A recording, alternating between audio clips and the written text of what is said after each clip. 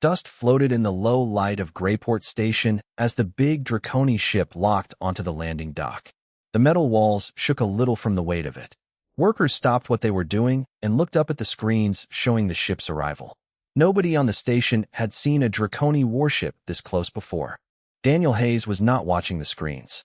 He was under a broken pipe in the lower deck, fixing a valve that had been leaking for 2 days. Grease covered his hands. He liked this kind of work because it did not ask questions and it did not care about politics. He heard the announcement calling all senior staff to the main dock, but he finished tightening the bolt first. Then he wiped his hands on a cloth and walked up, in no hurry at all. Captain Reyes was already at the dock when Daniel arrived. She looked tired, the way she always looked before a big meeting.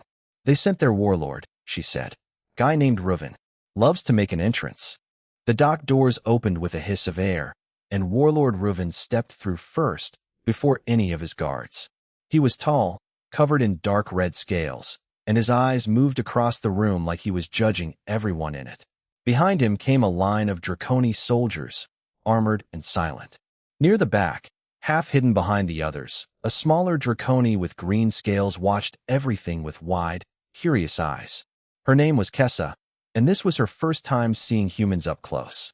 Reuven walked straight to Captain Reyes, ignoring the formal greeting she had prepared. "I was told your station has a leader," he said, his voice low and rough. "I see only soft creatures standing around."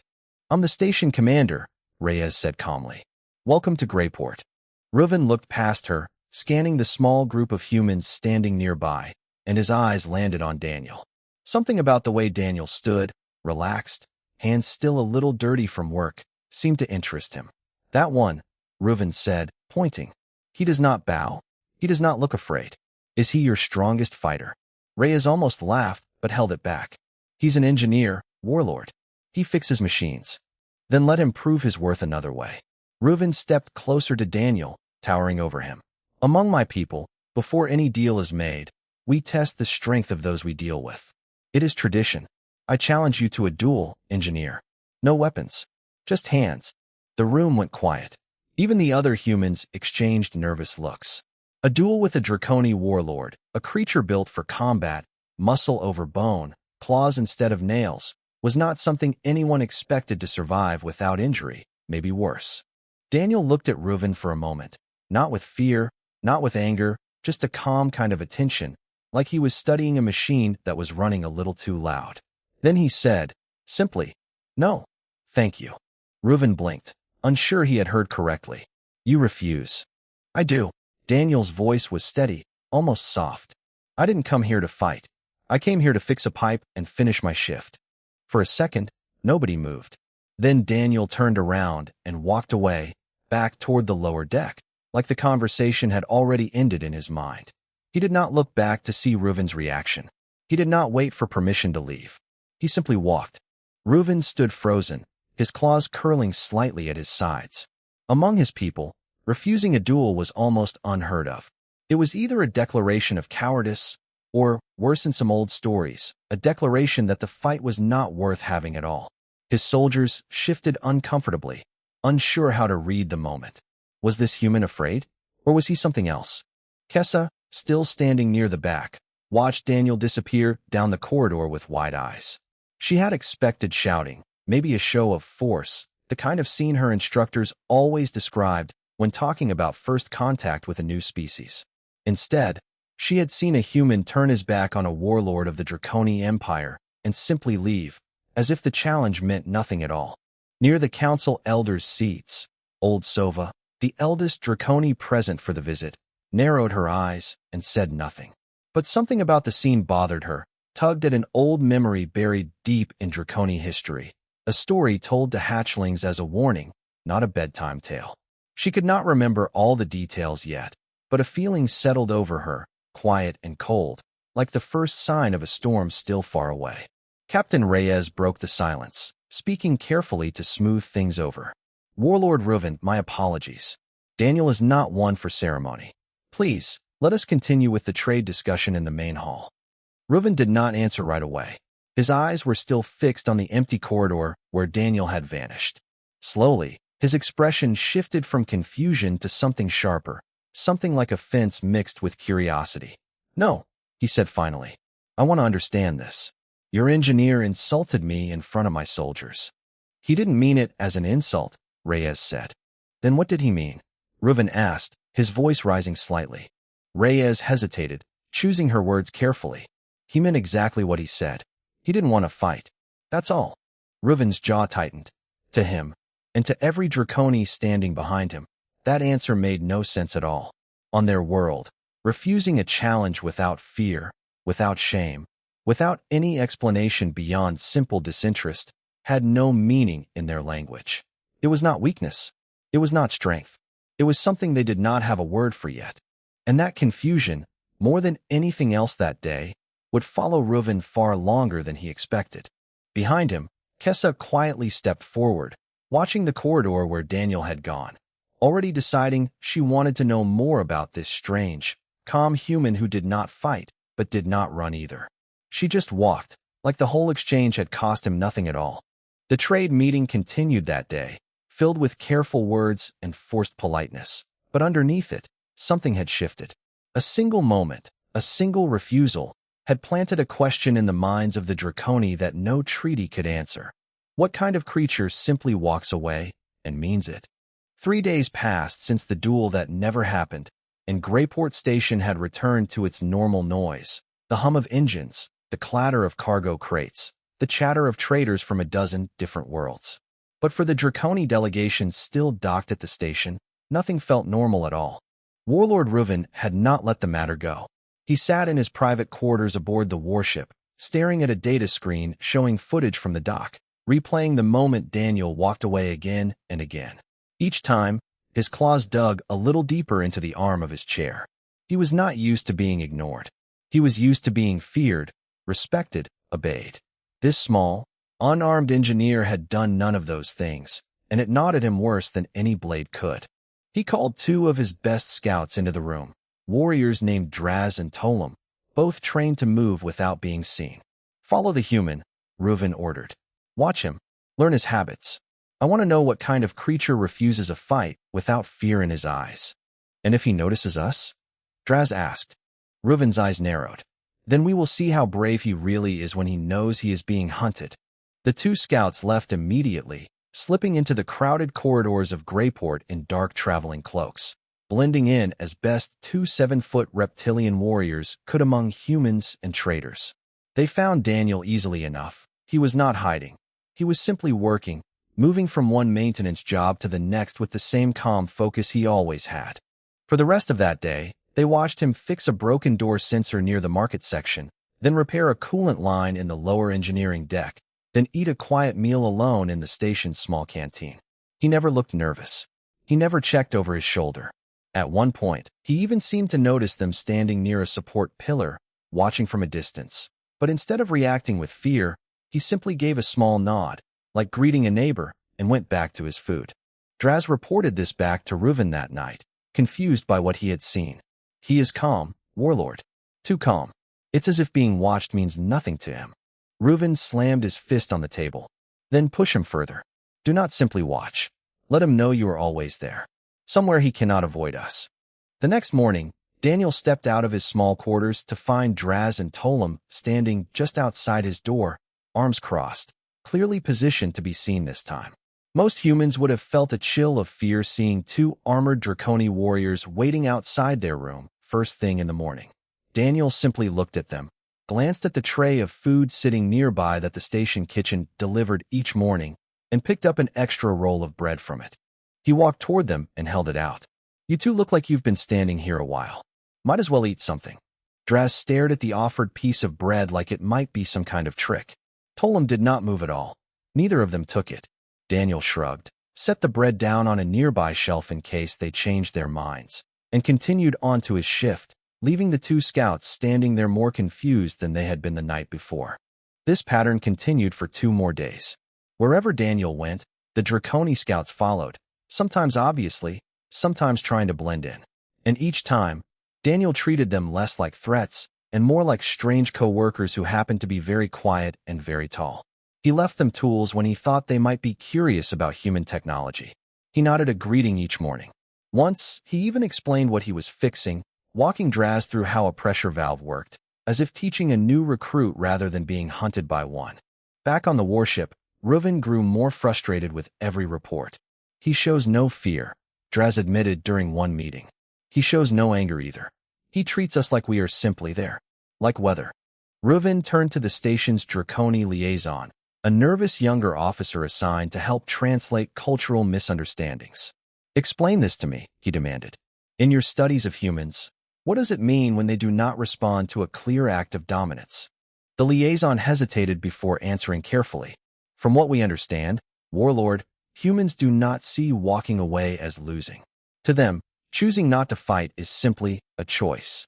Like choosing what to eat or where to walk. It does not carry the same weight our traditions place on it. Reuven's frustration deepened.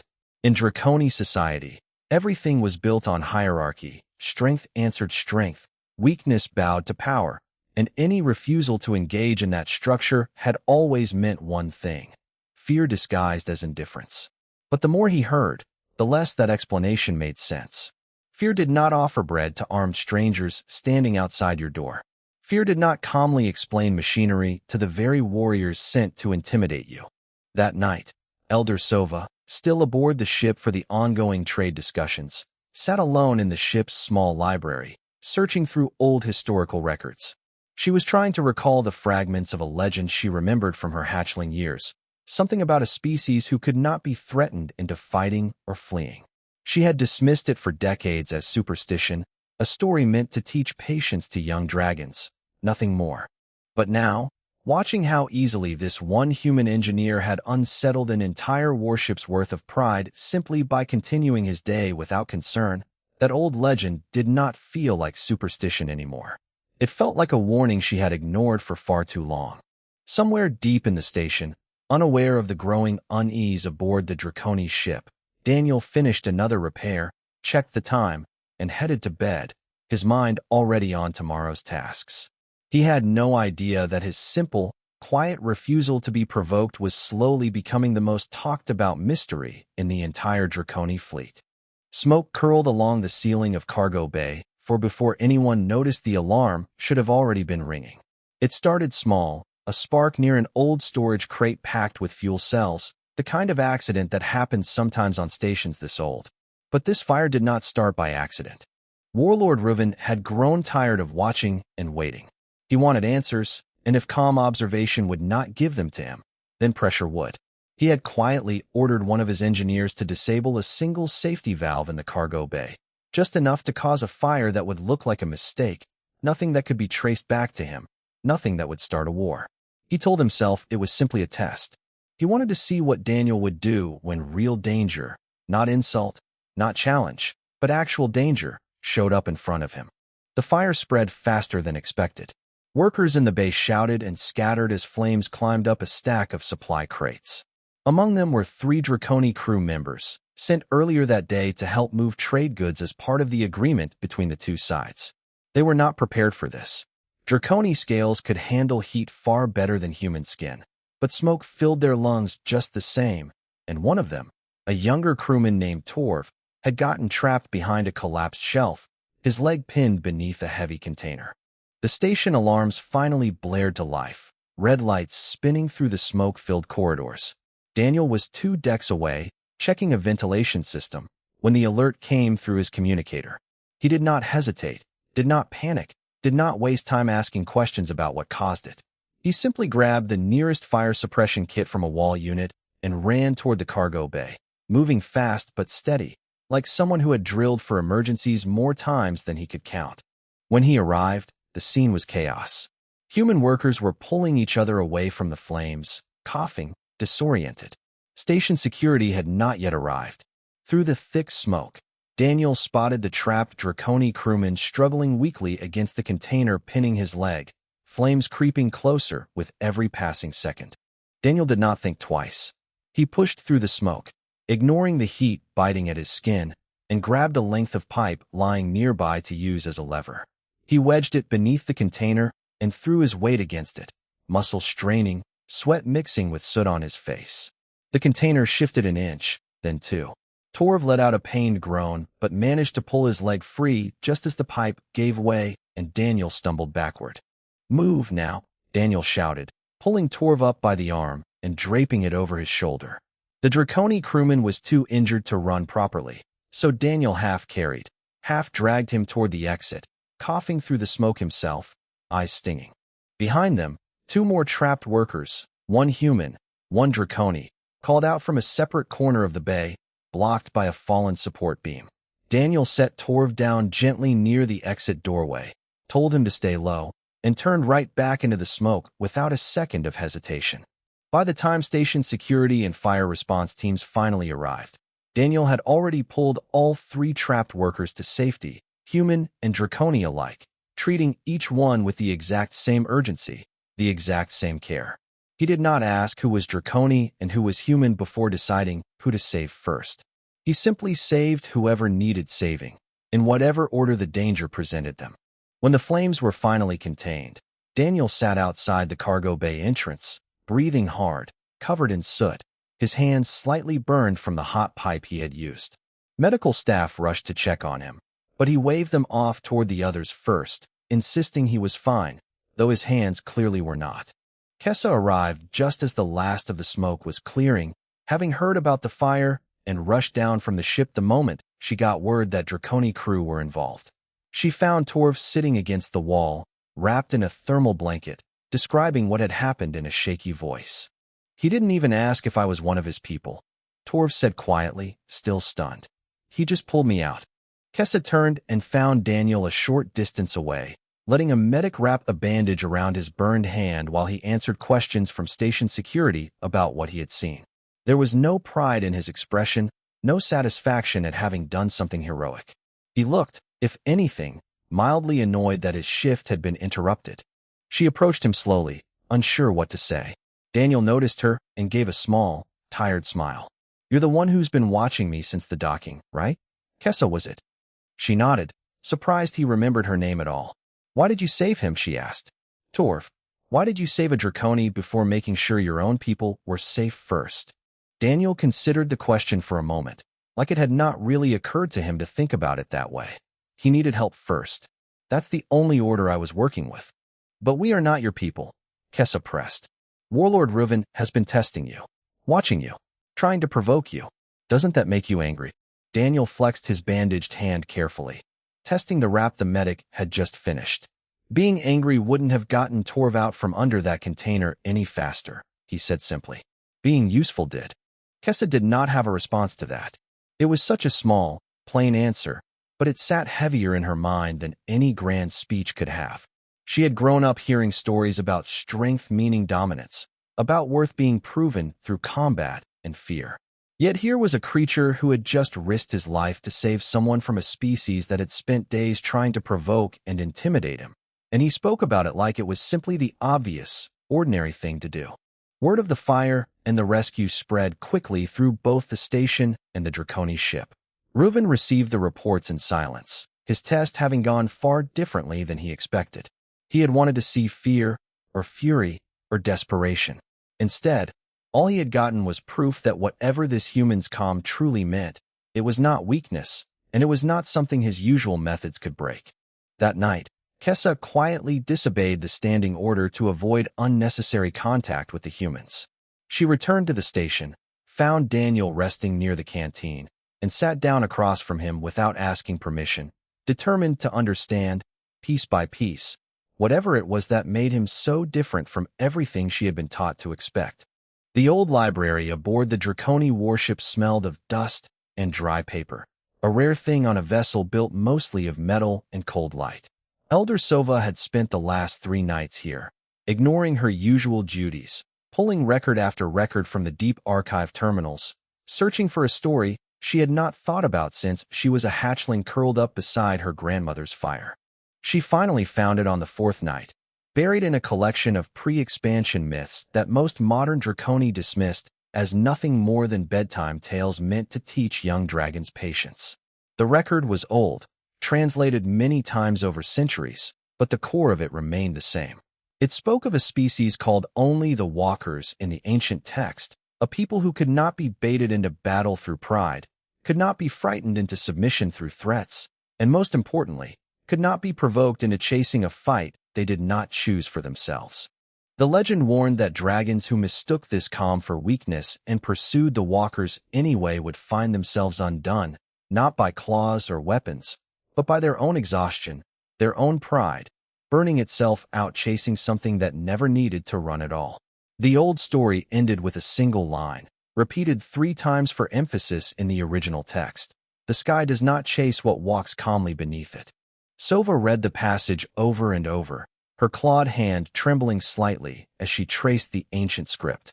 She had always assumed the walkers were a myth, an invented species meant to teach a moral lesson, nothing more. But watching Daniel over the past several days, refusing the duel, ignoring the scouts, saving Tor from the fire without a hint of anger or fear, she could not shake the growing suspicion that this old legend was not myth at all. It was memory, worn smooth by thousands of years of retelling, but memory nonetheless. She brought the record to the ship's council chamber the next morning, calling an emergency meeting with the senior officers still aboard, including Reuven. The room was tense before she even began speaking, the failed fire test having left everyone on edge, uncertain how to interpret what had happened. I found something in the old archives, Sova began, placing the record on the central display table for all to see. A story from before the Empire's founding, about a people who cannot be pushed into fighting. Reuven's expression darkened immediately. Superstition, he said flatly.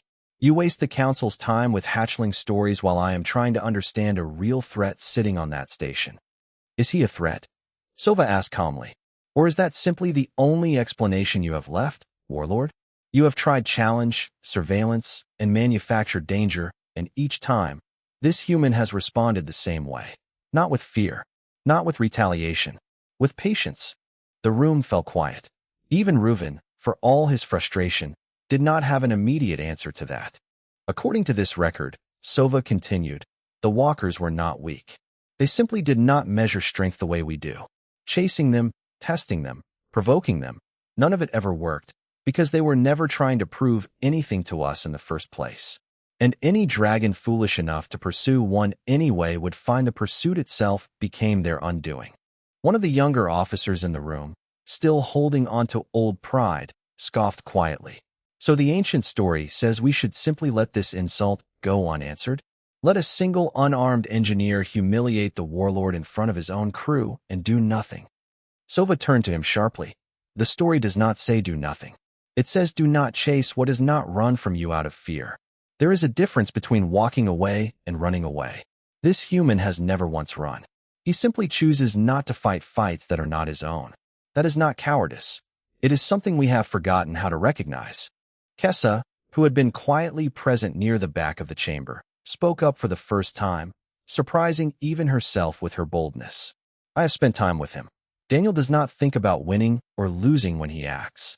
He thinks about what is useful, what needs doing. When Torv was trapped, he did not calculate the risk to his pride. He simply acted. I do not think he even understands our idea of dominance the way we do. Reuven's jaw tightened at hearing this from someone so young, someone who had disobeyed his direct orders to stay away from the humans. You have grown too close to this creature, he said coldly. Maybe, Kessa admitted, holding his gaze despite the fear tightening in her chest. Or maybe I am simply seeing something the rest of us refuse to look at clearly. Sova stepped between them before the tension could rise further. Warlord, I am not asking you to abandon your pride. I am asking you to consider, seriously, that continuing this path may not end the way you expect. The old story is clear on one point above all others. Dragons who chase the walkers do not lose, because the walkers fight back.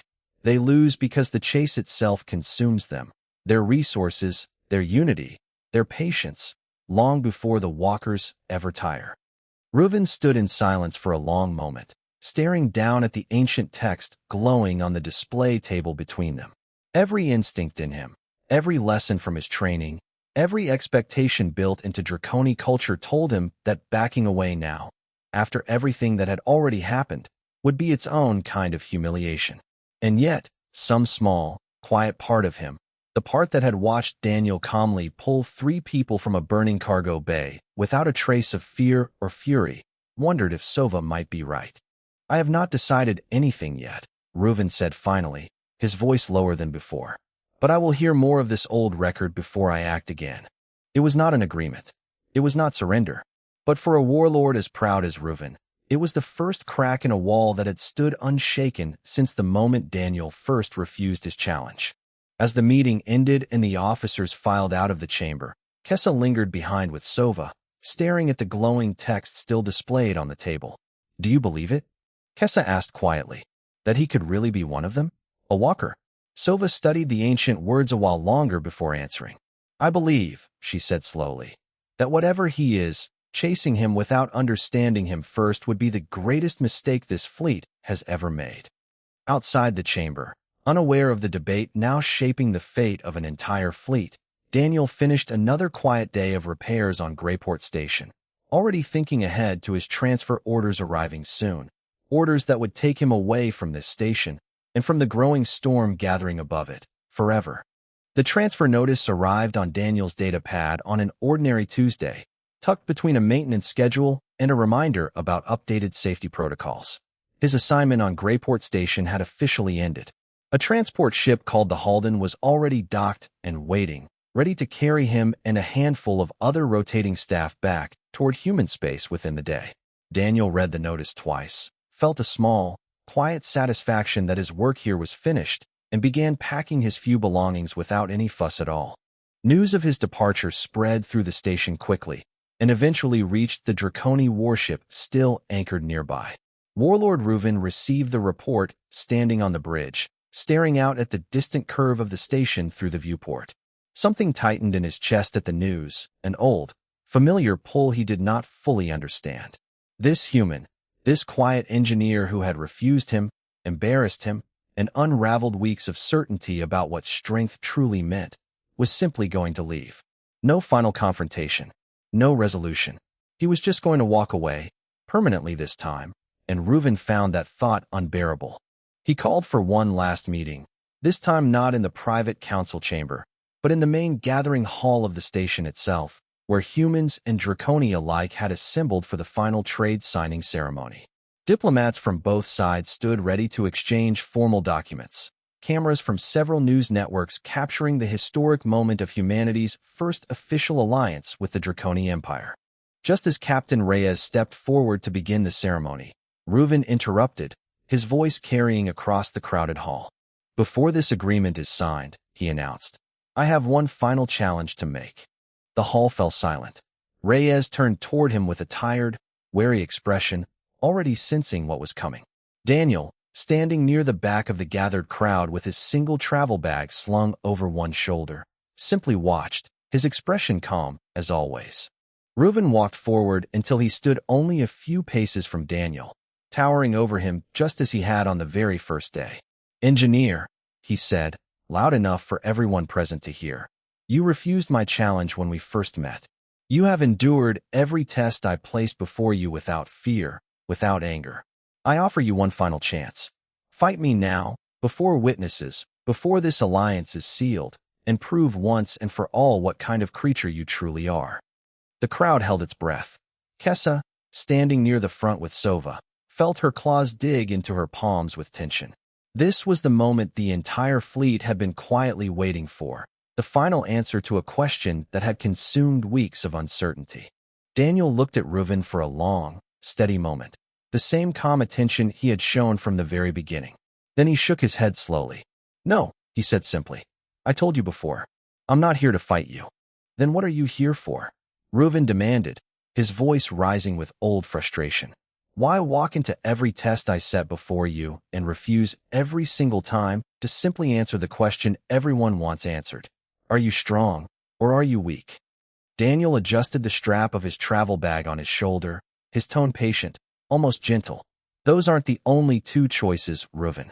I don't need to prove anything to you. My work here is done. I'm going home. And with that, he turned and began walking toward the docking corridor that led to the Halden, exactly as he had turned and walked away from the very first challenge weeks ago. No anger in his steps, no fear in his pace, just a steady, unhurried walk toward the ship waiting to take him home. Something inside Reuven finally broke loose. Weeks of frustration, humiliation, and confusion boiling over into a decision made entirely on instinct rather than reason. "Then I will follow you until you answer me," he roared, loud enough for the entire hall to hear. He turned to his officers standing near the entrance. "Ready the fleet. We pursue that ship until this question is finally settled." Gasps spread through the gathered diplomats. Captain Reyes stepped forward immediately. "Warlord, this is madness. Pursuing a single unarmed transport vessel with your entire fleet would violate every term of the treaty we are about to sign." "Then there will be no treaty," Reuven snapped, already turning to leave the hall himself, his mind fixed entirely on the retreating figure of Daniel disappearing down the corridor. Elder Sova rushed forward, placing herself directly in Reuven's path. "Warlord, think carefully about what you are choosing.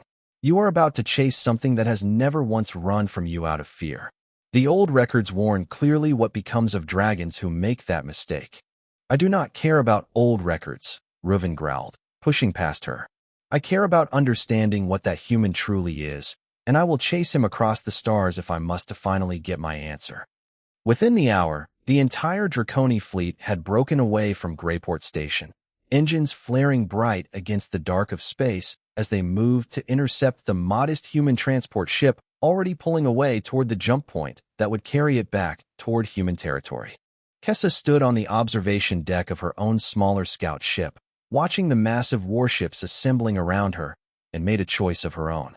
Rather than staying behind with the rest of the non-combat crew as ordered, she quietly took control of her scout vessel and launched, falling into formation at the very edge of the fleet, following not out of anger or a need to prove dominance like Reuven, but out of a growing, honest desire to finally understand the answer to the same question that had haunted her since the very first day she watched Daniel walk away from a fight he was never afraid of.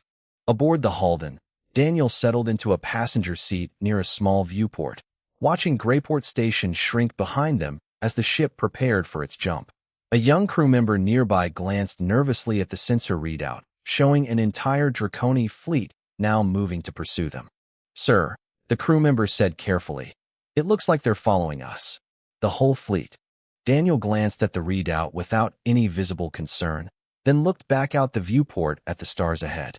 "Then I suppose we'll see how far they're willing to follow," he said quietly, and closed his eyes to rest as the ship began its long journey home, entirely unafraid of the storm of dragons now falling in behind him. 3 weeks into the pursuit, the Draconi fleet was no longer the proud, orderly formation that had left Greyport Station in a blaze of engine light. Ships lagged behind schedule for repairs. Fuel reserves that should have lasted twice as long ran dangerously thin. Crews grew tired, tempers grew short, and the once unshakable confidence in Warlord Reuven's leadership had begun to quietly crack among the officers forced to follow his obsession across the stars. Daniel's transport ship, the Halden, never once increased its speed to escape them. It never changed course to hide. It simply continued along its planned route home, steady and unhurried, exactly as it would have traveled with or without an entire fleet trailing behind it. This, more than anything else, unsettled the Draconi crews the most. A creature running in fear made sense to them. A creature calmly continuing about its business, entirely unbothered by an armada at its heels, did not. Reuven stood on the bridge of his flagship, staring at the small dot on the sensor display representing the Halden, a single unarmed transport ship that had somehow humbled the pride of his entire fleet without ever raising a weapon. His officers no longer questioned his orders openly, but he could feel their doubt in every quiet glance, every hesitant report about failing systems and dwindling supplies. "Warlord," his second-in-command said carefully during one tense briefing, "at this rate, we will not have enough fuel reserves to return home safely, let alone continue this pursuit much further. The Council will demand answers we do not have." Reuven said nothing for a long moment, his eyes fixed on the display. He thought back to Sova's warning in the council chamber, the old legend about dragons undone not by the strength of the ones they chased, but by the chase itself. He had dismissed it as superstition then. It felt far less like superstition now, watching his once mighty fleet slowly grinding itself into exhaustion, chasing a single ship that had never once fought back. Elsewhere in the fleet, Kessa's small scout ship had drifted closer to the Halden than any of the larger warships dared, her lighter vessel better suited to keeping pace without straining its systems the way the bigger ships had. She had spent the past 3 weeks quietly studying every scrap of information she could find about Daniel, about human culture, about the strange, patient calm that seemed to define everything he did. On the 22nd day of the pursuit, Kessa made a decision that would have terrified her a month earlier. She opened a direct communication channel to the Halden, something strictly against Reuven's orders, and requested permission to dock briefly, alone, unarmed. To her surprise, the request was accepted almost immediately. She stepped through the airlock a short while later, her scales prickling with nervous energy as she found Daniel waiting calmly near the docking bay, exactly as unbothered as he had been every single time she had seen him before. He looked a little tired, the weeks of travel showing faintly in his eyes, but otherwise entirely himself. "You're the one who's been following closer than the rest," Daniel said, not unkindly. "Kessa, right? Come to finally ask your question." Kessa hesitated before nodding. "I have watched you for weeks now, since the very first day at Greyport. You never fought when Reuven challenged you. You never ran when we hunted you. You saved Torv without hesitation, without caring that he was Draconi and not human. And now you let an entire fleet chase you halfway across known space, and you still show no fear at all." She paused, searching for the right words. "I need to understand. Why? Why do you never run from fear?"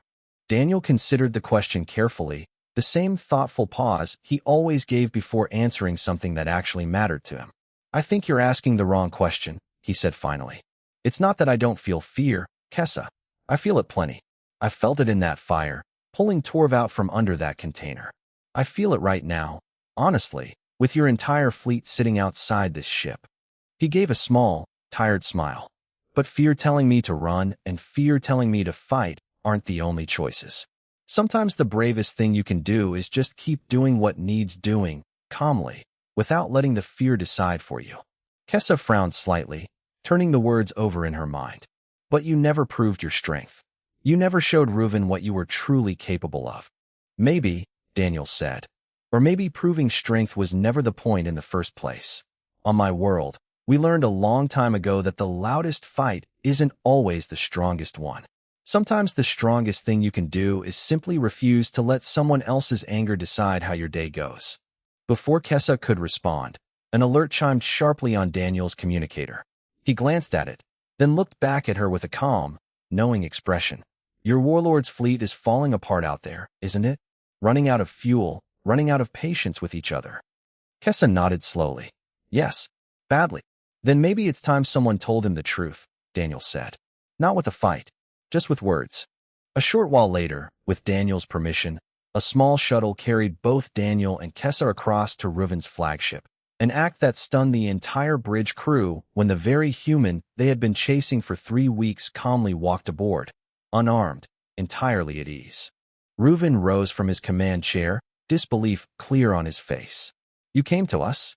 You've been chasing me long enough," Daniel said simply. "Figured it was time to have an actual conversation instead." For the first time since Greyport Station, Reuven found himself without a challenge to offer, without a test left to try. He simply asked, quietly, the same question that had haunted him from the very beginning.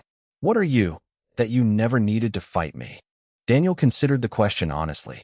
"I'm just a person who decided a long time ago that walking away from a fight I don't need isn't weakness. It's a choice. And it turns out, that choice is a lot harder to break than any weapon you could have brought against me." The bridge stayed silent for a long moment. Then, slowly, deliberately, Reuven did something none of his crew had ever seen him do before. He sat back down in his chair, and for the first time, he simply listened. In the weeks that followed, the fleet turned back toward Draconi territory, not in defeat, but in something closer to understanding. Reuven's report to the council spoke not of a weak species that refused to fight, but of a strength his people had never learned to recognize, one built on patience rather than dominance. Back on Greyport Station months later, the trade alliance was finally signed, this time without challenges, without tests, and without a single duel demanded. Daniel returned briefly for the ceremony, standing quietly near the back of the hall, as always, uninterested in the spotlight. Kessa found him there afterward, smiling in a way she had never quite managed before meeting him. "The dragons followed you across the stars," she said, "and in the end, you never once had to fight to win." Daniel simply shrugged, the same calm shrug he had given from the very first day. "I never needed to win," he said. "I just needed to keep walking and let the rest sort itself out." And with that, he turned once more, unhurried and unafraid, ready for whatever quiet, ordinary task came next.